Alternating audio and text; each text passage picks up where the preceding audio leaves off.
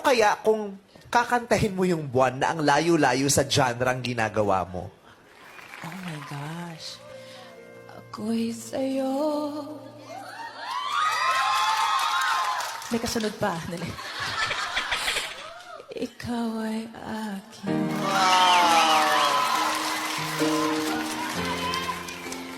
Ganda mo sa paningin.